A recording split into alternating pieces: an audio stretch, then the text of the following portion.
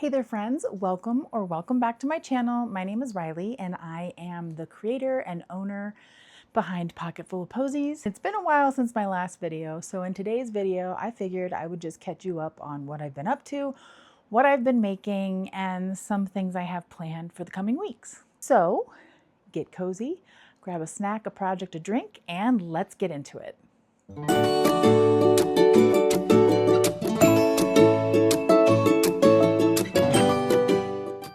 Okay, so here in Colorado, my children have been on summer break since before Memorial Day, which means they have been on summer break for quite a while. And that's a lot when you're a work from home, full-time parent. Thankfully, both my husband and I work from home. My husband does have to go into the office a couple of days a week, but it means that I have backup, most of the time. So we can kind of juggle the kids and their needs with our different schedules and meetings and things like that. But it also means that my house is a lot more chaotic than it usually is during the week, which has made it much harder to film content. And even though I'm trying to be like authentic and, as real as I can with my YouTube channel, there's still this perfectionist part of me that wants things to be just right in order for me to film. I just think it's kind of distracting if I'm making a video and there's a whole lot of other things going on in the background. So you may have noticed I'm not in my usual space. I'm actually in our upstairs office, which is attached to my master bedroom. And this used to be my crafting room, but since my kids have now decided they want separate rooms, my husband had to give up his office and has moved into this office. We were trying to share the space for a while, but it just doesn't really work that way. So it's become more of a yarn and project storage area. And then I have my office downstairs, but because it's downstairs, it's in the main part of the house, which means there is a lot more going on during the day. So I'll be filming here when I need some quiet time, when the kids are home, and I want to make sure that you're going to be able to hear me clearly with minimal to no disruptions. I have not done any more markets since my last video, just because I wanted to take a little bit of a break, focus on the kids starting summer vacation and all of that, and also because it's hot.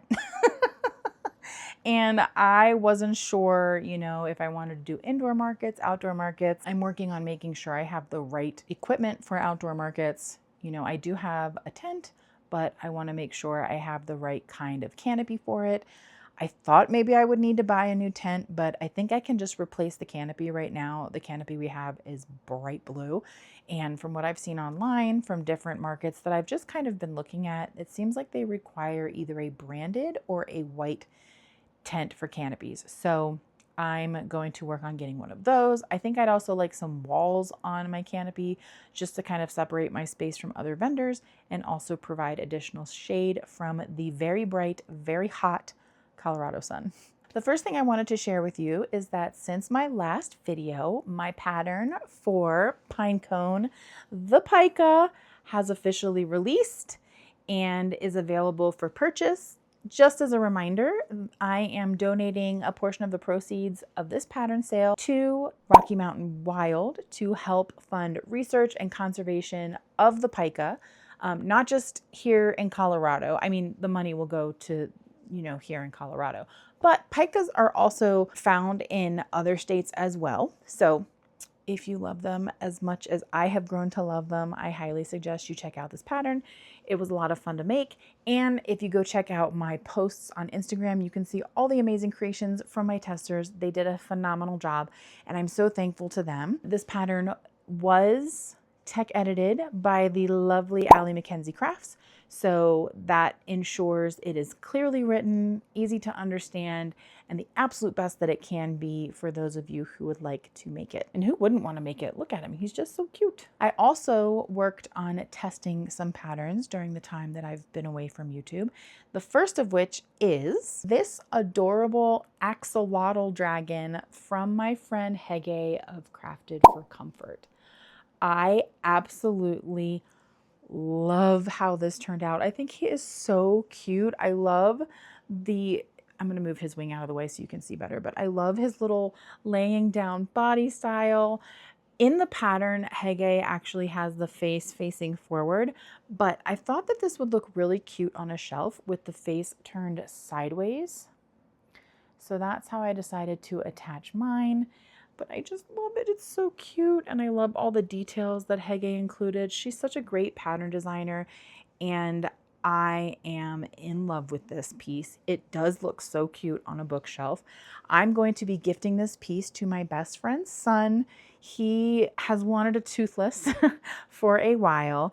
And unfortunately for him, but fortunately for me, both my toothless and my Light Fury dragons, my patterns, sold at my last market. So I'm going to go ahead and send this one to him since he has been patiently waiting.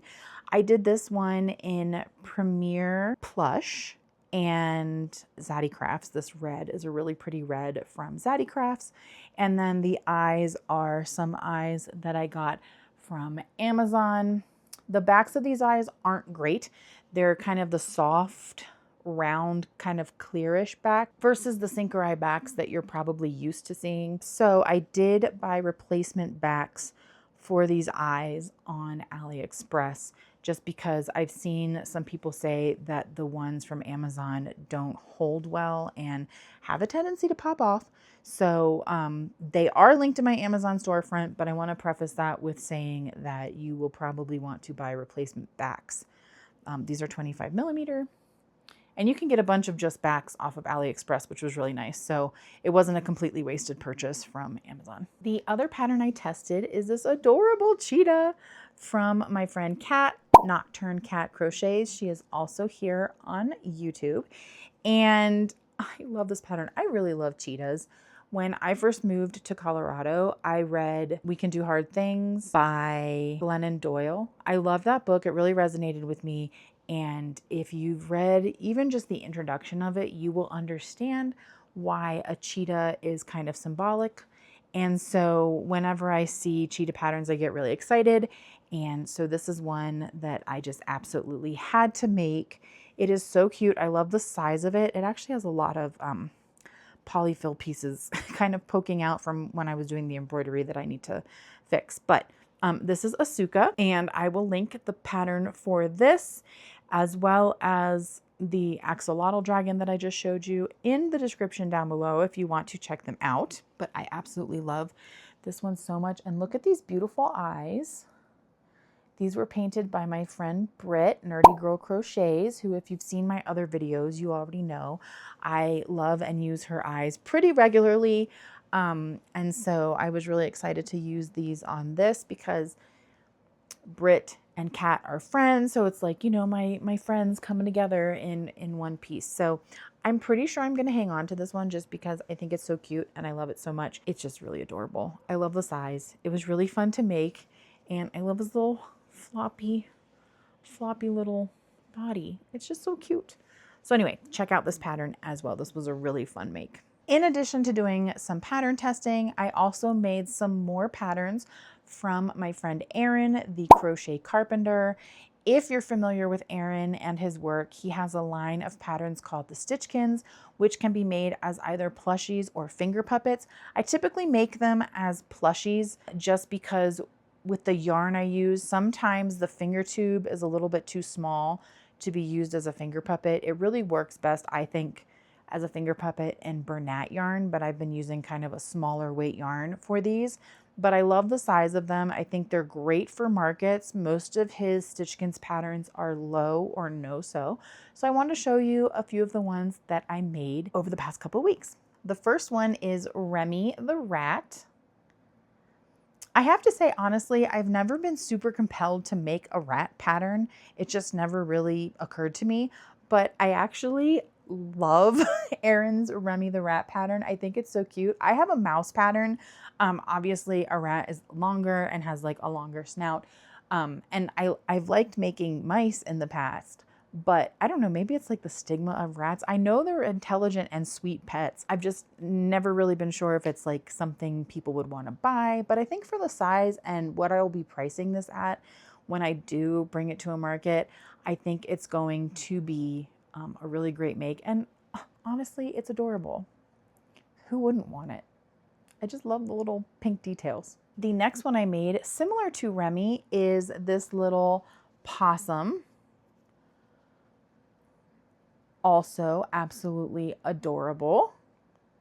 I cannot remember the name of the possum off the top of my head right now, but I will put it up here, and I will be sure to link all of the patterns for these cuties down in the description below. But I have made possums before, and I have to say I really do prefer Erin's. It was just really easy to make and completely no sew, and which I really appreciate. I love that the ears are crocheted in place. That to me is always easier than surface crocheting. And I just think it turned out so cute. And the size is just perfect for like a lower priced market make. And because it doesn't take as much time, you can kind of keep the pricing on the lower end as well. So I loved making this one, and I'm sorry that I can't think of the name, but I'm a tired, busy mom and it is Tuesday evening and I've just finished my day job. So forgive me for not being able to remember the pattern name, but I will put it up here when I'm editing. And then I also made Erin's Scoot the Seahorse pattern. Scoot is absolutely adorable. I love how Erin wrote this pattern and how it works up. I love that it is no sew. Well, maybe it's low sew because you do kind of have to sew the tail up in this curled position, but it's pretty simple to do and didn't take very long. So it turned out super duper cute. And so I'm really excited about this one. I think these little like sea creature type makes would do so well at summer markets. This one I did make in Bernat blanket yarn. This is their mystical yarn. And the other two I made in another yarn, which I will share with you in a moment. So for the rat and the possum, I used a yarn that is a spin-off yarn from the company Mojadream. You may be familiar with their Marshmallow and Marshmallow Plus yarn. These yarns became kind of popular on Instagram and the crochet community when it was really hard to get Posh yarn from Joann's because it has a similar texture and size to Posh. So a lot of people were using it as a Posh dupe. It's available on Amazon and they are still making those two yarn lines. But this is a new yarn line from them. So this one is made with the Marshmallow Plus, that's the gray. But the white and the tan I used are actually a new line for them that I'm probably going to mess the pronunciation of. I think I've mentioned it in other videos though. It's called, I can't remember what it's called. It starts with an A. This is what it's called. But it's, the line is called Edelweiss, and they have a small variety of colors right now. I'm hoping they do expand because I actually really do like working with this yarn. I do find the newer one, depending on the color, is a little bit thicker than the Marshmallow Plus, definitely thicker than the Marshmallow yarn, and is a great alternative to Posh if you're looking for certain colors that Posh doesn't carry, or you want your makes to turn out just a little bit larger. So that is what I used for these two. And finally, I wanted to share with you all my next pattern that I've designed. I actually put a tester call out for this yesterday, Monday, the 22nd, and I'm planning to pick testers tomorrow, the 24th. So by the time this is published, my tester call will probably be closed, but the pattern will be coming soon. And that is this adorable Mochi the Axolotl. I absolutely love this pattern. I was not planning on making an axolotl, but when I sat down with some of my yarn, it kind of just started to happen. And so I decided to go ahead and write it up. This pattern is similar in size to some of my other patterns, like Luma, the Feather-tailed Dragon, Ink Knot, the Night Dragon, some of my animals like my bunny, my bear, my fox, my wolf. So it works up pretty fast. I'm at about 90 minutes or so for this pattern. It is very low sew. All you sew on is the head. Everything else is either crocheted in place or surface crocheted. And what I did with this pattern was I came up with 3 different styles for the dorsal fin, which I think is just fun and makes it kind of customizable. And I really am obsessed with the floppy body style. I've been doing this for a while now, and because I think it's fun, you know, they're cuddly this way. You can kind of position them in different ways, laying down, sitting up, standing, and the tail bends back to make it easy for her to stand as well. But I've made 3 of these so far since I finalized the pattern. So this was my most recent one, this pink classic axolotl. And then I have one in yellow. And this is another dorsal fin style. It's just not as like wavy, I guess you could say, as the pink one. Both of these were made using Sweet Snuggles Light. For the orange, this is a really great orange. It's like a true orange color. This is Zaddy Crafts yarn, and I love that it is interchangeable with Sweet Snuggles Light. Even though it sheds, I still very much love my Sweet Snuggles Light. I just love how soft it is. Same with Premier Plush. They're kind of comparable. So here we have my pink axolotl, my yellow axolotl, and I've also made one in purple. So this is the purple version. Now you'll notice for the purple version, the dorsal fin actually goes around the tail, like around the sides of the tail, instead of from the front and up the back like the other 2 do. That's because this was my first one, and I just thought that this particular style would look cuter on the sides than wrapping around. But you could do all of these tail styles either way. So you can either wrap them around the sides of the tail or have them wrap around from the underside to the top and then up the back. It just would require you to obviously do more repetitions if you're going up the back versus just around the sides. Or for these, you would just do fewer repetitions. So I think that it's going to be a fun pattern to make, a nice quick make, a good mid-sized item, kind of mid-range price point for markets. The fact that it is low sew means it's going to work up pretty quickly. And look how cute they all are. Like, just, I love them. So I'm very, very excited about this pattern and releasing it. I'm hoping that I will be able to release it by the end of next week. So keep an eye out for that. And once it is released, I will come back and put the link down in the description below. That is all for me today, guys. I did tell you this was probably going to be a quick one. I have just not been doing any market prep or things like that. And just pattern designing can be kind of a slow process. So I haven't been churning out a ton of other makes. However, once I am signed up for another market, we will be getting back into market prep. And I'm also applying to a couple other pattern tests that I'm really excited to share with you when I finish those up as well. So stay tuned for my next video. I promise I will try not to make it as long in between next time. But like I did say in my very first one, I was going to try to stick to a schedule, but that may be difficult, and it has proven to be more difficult than I thought it would be.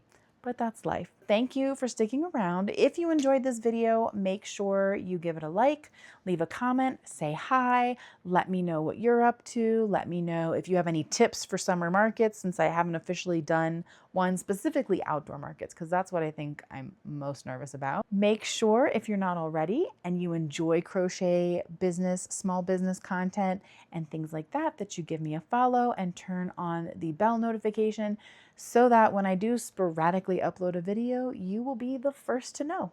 Thanks for sticking around, and I'll see you next time. Bye!